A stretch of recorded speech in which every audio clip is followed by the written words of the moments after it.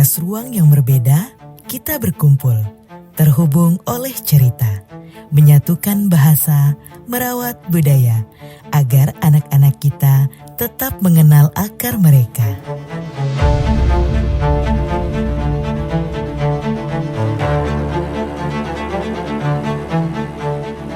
Disinilah perjalanan dimulai, tatap muka yang hangat, dan kehadiran dari balik layar yang tak kalah bermakna. Satu tujuan disepakati, menghadirkan kisah yang menggugah imajinasi, dengan jiwa Kalimantan Barat di setiap halamannya. Kalau orang Bebantun, jawabnya cakep, itu bahasa Betawi.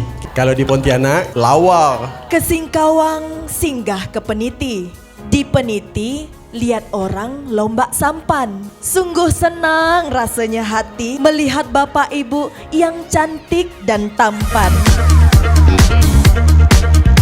Harapan terbesar kami adalah bahwa produk yang dihasilkan ini benar-benar merupakan sebuah produk yang komprehensif dari berbagai aspek.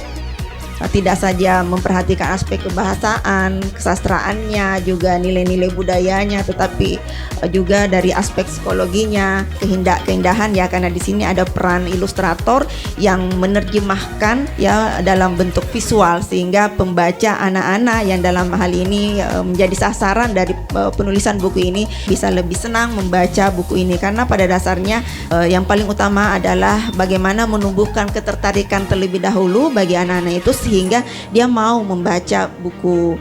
Sebelum membuat ilustrasi, adakan kajian dulu. Kajian tentang daerah, budaya daerah. Karena satu gambar saja, ornamen yang keliru itu mungkin sudah tidak bisa dikatakan mewakili daerah. Kata demi kata dipilih dengan cinta. Ilustrasi dirapikan, budaya diwujudkan dalam warna dan rupa. Dari diskusi yang tak mengenal jarak, lahir pemahaman yang menyatukan semua pandangan.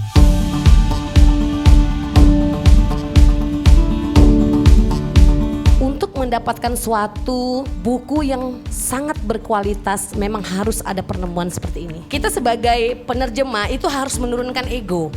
Karena yang tahu, yang seorang penulis adalah dia yang punya rasa gitu ya. Kemudian tata bahasanya segala macam juga harus diperhatikan, apalagi ini berbahasa daerah yang memang tulisan saya banyak yang salah, dari apostrof atau pakai K-nya. Ciri apostrof itu adalah ciri bahasa di Borneo yang tidak ada di tempat lain.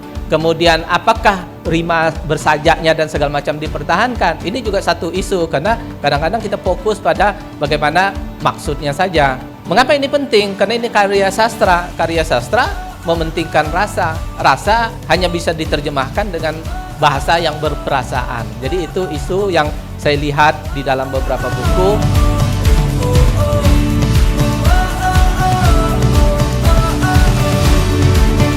Pada akhirnya, setiap masukan menjadi bagian dari karya kolektif. Kita berpamitan bukan sebagai penutup, melainkan awal perjalanan buku-buku ini menuju tangan-tangan kecil yang menunggu untuk membaca.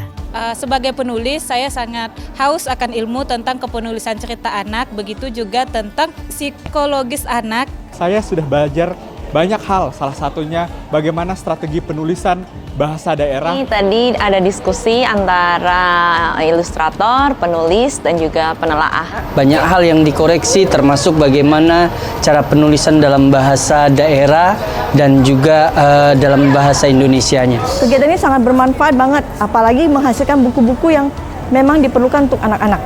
Apalagi kita tahu ya, sekarang harga buku anak itu mahal banget. Dan ini pertama kalinya aku mereview buku daerah dan banyak moralitas yang diangkat melalui cerita-cerita rakyat. Setelah ikut acara ini ya pasti tetap bikin ilustrasi yang lebih menarik sih. Jadi tambah wawasan, tambah bikin karya yang lebih bagus lagi. Terima kasih untuk Balai Bahasa, semoga kedepannya kegiatan ini terus berlaksana. Sehingga kegiatan ini dapat berlanjut dan mempunyai kapasitas yang lebih baik lagi. Semoga ke depan-depannya bakal meriah lagi.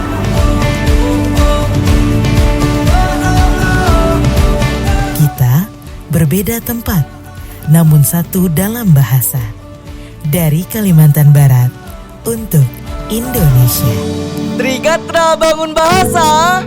Utamakan bahasa Indonesia, lestarikan bahasa daerah, kuasai bahasa asing. Salam